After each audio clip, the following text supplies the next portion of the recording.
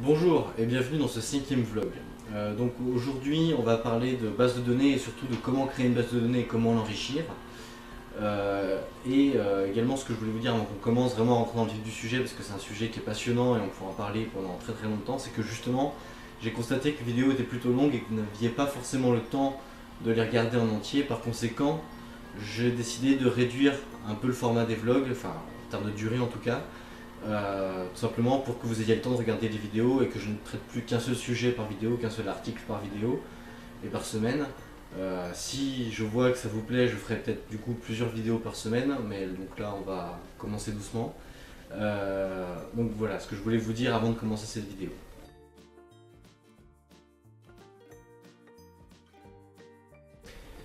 Donc en ce qui concerne les bases de données, la méthode que j'ai donnée sur le blog et que je vais vous redonner ici en rentrant peut-être un peu plus dans les détails, c'est une méthode qui est tout à fait basique mais qui fonctionne. Je l'ai utilisée moi-même dans mes expériences professionnelles passées. Ça fonctionne, c'est utile, je pense pour vous en tout cas au début. Maintenant, il est vrai qu'à terme, vous devrez forcément évoluer vers un logiciel de base de données peut-être plus complexe à gérer mais qui vous fournira de meilleurs résultats également et qui vous fera encore plus gagner de temps. Euh, voilà, c'est ce que je voulais vous dire avant de commencer la vidéo. Maintenant, donc cette méthode est pas très compliquée, il suffit d'avoir un tableur et de construire sa base de données comme ça. Donc une base de données, c'est des lignes et des colonnes. Donc chaque ligne correspondra à un de vos clients, quand chaque colonne correspondra à un renseignement que vous avez sur ce client. Ce que je vous conseille de faire, c'est donc de créer 7 colonnes pour commencer. Dans ces 7 colonnes, vous allez voir le nom de votre client, le prénom, l'adresse, le code postal, la ville, et également un numéro de téléphone et une adresse email.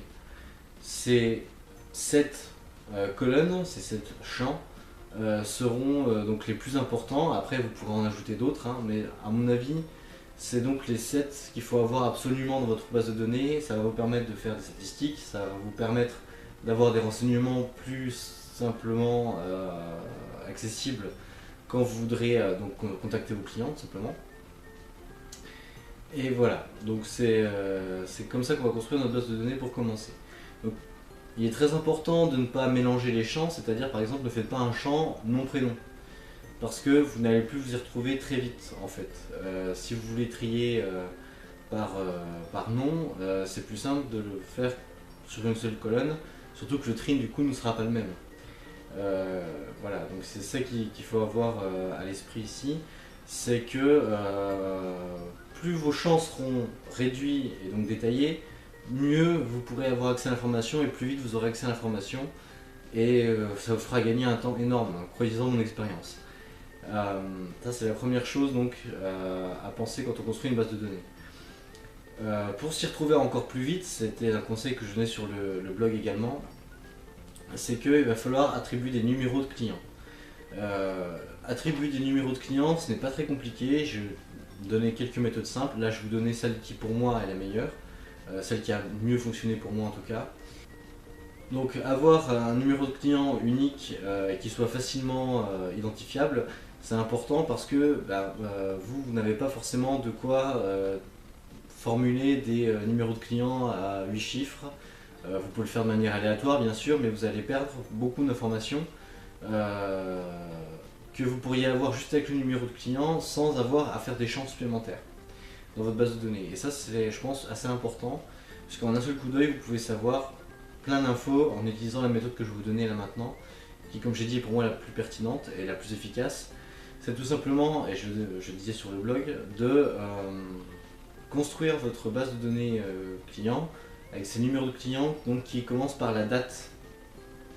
La date et surtout qui commence par la date en commençant par l'année en fait. Donc année, mois, jour, ou année, jour, mois, peu importe, mais année, mois, jour, voilà, ça suit une certaine logique quand même. C'est-à-dire par exemple, là aujourd'hui on est le 26 avril 2018, donc si je suis client chez vous, je viens chez vous, vous créez ma fiche client et tout de suite vous allez pouvoir m'attribuer un numéro, par exemple eh bien 2018 04 26. Et après, là on est en début d'après-midi, admettons, donc je vais être par exemple le 5 ou 6e client, je vais être le 6e client qui va donc vous donner des informations, donc du coup vous allez terminer par 06. c'est intéressant de construire vos numéros de clients comme ça parce que de toute façon ils seront uniques, déjà, d'une part. Et ensuite, donc, vous saurez la date à laquelle vous avez rencontré le client et vraisemblablement la date à laquelle la relation client a vraiment commencé puisque je vous ai donné mes informations. Ça, c'est important à avoir à l'esprit et c'est important à mettre en place dans votre base de données, je pense. Tout simplement parce que eh bien, vous allez avoir donc, une quantité d'informations non négligeable juste en regardant le numéro client et après avec mon nom.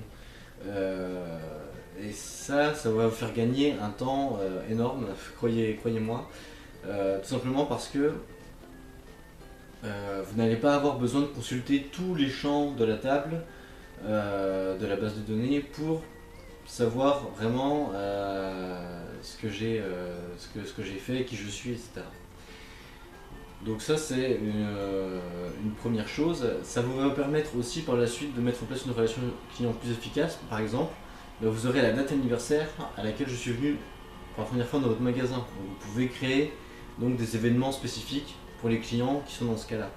Vous pouvez également donc envoyer un petit courriel ce jour-là pour dire eh bien, écoutez, ça fait 1 an, 2 ans, etc. que vous êtes venu dans mon magasin.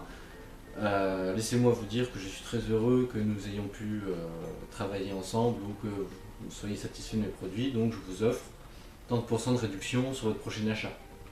Pourquoi pas. Voilà, on peut imaginer plein de choses qui vont dans ce sens et qui permettent donc de conserver le client le plus longtemps possible, puisque conserver un client ça génère toujours plus de valeur que d'en acquérir tout le temps des nouveaux. Surtout qu'acquérir tout le temps de nouveaux clients ça coûte très cher à terme. Donc voilà, il faut garder ça en tête, je pense que c'est important en tout cas quand vous construisez votre base de données. D'autres champs que vous pourriez ajouter en fonction de votre activité, en fonction de ce que vous voulez savoir sur vos clients, c'est tout simplement la date du dernier achat, pourquoi pas, que vous modifiez donc à chaque fois, évidemment vous ne créez pas d'échéance supplémentaires. Vous pouvez donc aussi regarder donc la récence des achats, la fréquence, le montant également, faire une sorte de panier moyen par client si vous avez le temps et si vous avez donc les informations nécessaires pour cela. Après c'est très facile, vous avez donc votre base de données, votre client passe en caisse, donc vous notez la date à laquelle votre client est passé en caisse, pour combien il y en a eu, etc. Au bout d'1 an, vous pouvez faire facilement des moyennes, combien de fois il a acheté dans l'année, combien il a dépensé en moyenne, etc. Voilà. Donc on peut faire ça dans la base de données directement, mais c'est assez fastidieux puisqu'il faut modifier à chaque fois, ça prend du temps, disons. Après, vous pouvez également créer des bases de données clients. Donc si vous avez un tableur, vous avez peut-être aussi un traitement de texte. Et vous pouvez donc, juste avec le numéro de client, donc, créer des fiches sur un document texte. Voilà, à chaque fois qu'un client passe en caisse, vous notez discrètement le montant, etc., qui c'était, s'il est dans la base de données, évidemment. S'il n'est pas dans la base de données, ça ne sert à rien. Et vous pouvez donc après créer un fichier texte que vous actualisez le soir.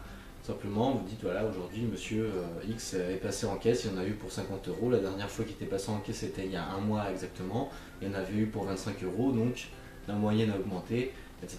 Vous pouvez donc acquérir plein d'informations comme ça pour enrichir votre système d'information mercatique, qui est donc très important à garder à jour parce que tout simplement, plus votre système d'information mercatique sera à jour, plus vous pourrez donc mieux segmenter votre clientèle. Et également, plus vous pourrez proposer des promotions personnalisées. Si par exemple vous notez, en plus du montant du panier du client ce jour-là, quel produit il a acheté, quelle référence il a acheté. Voilà. C'est faisable. Bon, bien sûr, c'est faisable quand on est en jeune entreprise tout au début parce qu'on a, on va dire, 5-6 clients peut-être qui passent en caisse par jour.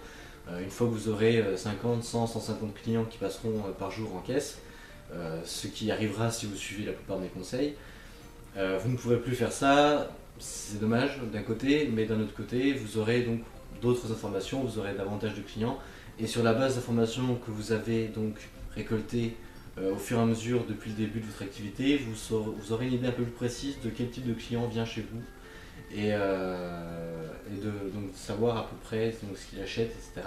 Et toujours avoir cette idée de comment on fait de la segmentation, comment donc, on répartit les clients dans des catégories pour justement essayer de personnaliser au maximum l'expérience d'achat. Voilà. Voilà comment on construit une base de données de manière un peu accélérée. Si vous avez besoin de plus d'informations, si vous avez besoin d'autres méthodes pour créer des numéros de clients par exemple, vous pouvez aller voir sur le blog. Je vous y invite d'ailleurs, le lien sera dans la description. Voilà ce que je voulais vous dire là-dessus. Ensuite, il est très facile, si vous avez une équipe de commerciaux par exemple, de partager les données avec eux, tout simplement via un drive. Vous n'avez pas besoin de payer des solutions qui sont en général assez chères. Vous pouvez faire tout gratuitement. Alors bien sûr, vous serez limité en termes de fonctionnalités, mais vous n'avez pas besoin de grand chose pour démarrer. Ça c'est évident. Et si vos commerciaux ou vos caissiers ou etc. Dans d'autres magasins, hein, évidemment, si c'est dans le même magasin, ça n'a aucune utilité de passer par le drive. Si donc vos commerciaux enrichissent eux-mêmes le système d'information mercatique, tout simplement, déjà vous, ça va vous soulager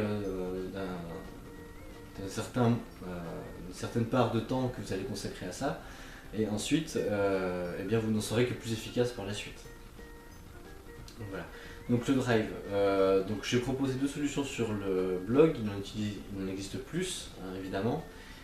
J'avais proposé donc l'exemple de Google Drive et de OneDrive. Les deux sont très bien, ils fonctionnent à peu près de la même manière, à ceci près que OneDrive, donc si un document est supprimé sur un appareil, il sera supprimé sur l'ensemble du drive en fait.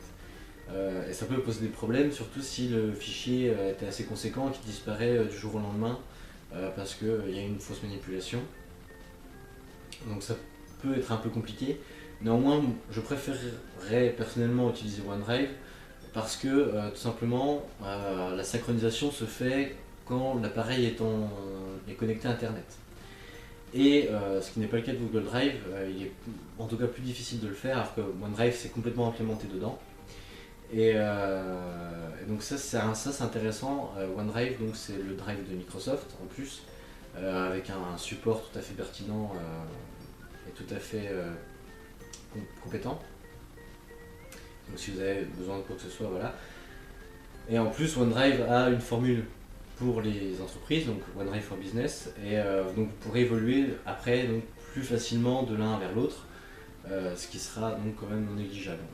OneDrive aussi possède toute la suite Office en ligne, donc avec des fonctionnalités limitées, mais quand même ça peut vous permettre d'avoir Office gratuitement, hein, on peut dire ça comme ça. Et donc voilà, donc, une fois que la synchronisation est faite, vous avez donc tout en temps réel qui s'affiche sur votre base de données. Et si vous suivez donc les conseils que je viens de vous donner, par exemple donc faire des fiches clients en format Word qui soient plus détaillées que la simple base de données. Si vos commerciaux font ça et s'ils le font de bon cœur et qu'ils mettent vraiment plein d'informations dedans, ça va vous faciliter la vie par la suite, et plus vous aurez d'informations, comme j'ai dit, mieux ce sera, parce que l'information c'est un petit peu le nerf de la guerre quand on a une entreprise, et surtout quand on a une jeune entreprise. Donc voilà, c'est tout ce que je voulais vous dire sur le sujet. J'espère que cette vidéo au format plus court vous aura plu. Également, je suis très heureux de dire que nous avons un abonné sur la chaîne et c'est franchement génial. Merci à lui ou à elle, puisque je ne sais pas qui c'est, mais merci beaucoup. Ça me touche énormément. J'espère qu'il y en aura d'autres. Si vous avez aimé cette vidéo, n'hésitez pas à la commenter, à l'aimer, à la partager également partout où c'est possible. Plus on partagera mon contenu, plus alors il y aura donc de visites sur la chaîne, et donc plus j'aurai moyen d'investir pour faire quelque chose d'encore mieux par la suite. Voilà. Je vous remercie vivement donc, de votre soutien, n'hésitez pas à aller consulter le blog, et pour le reste, eh bien, écoutez, je vous dis à demain pour un nouvel article de blog et à la semaine prochaine pour un nouveau vlog. Merci.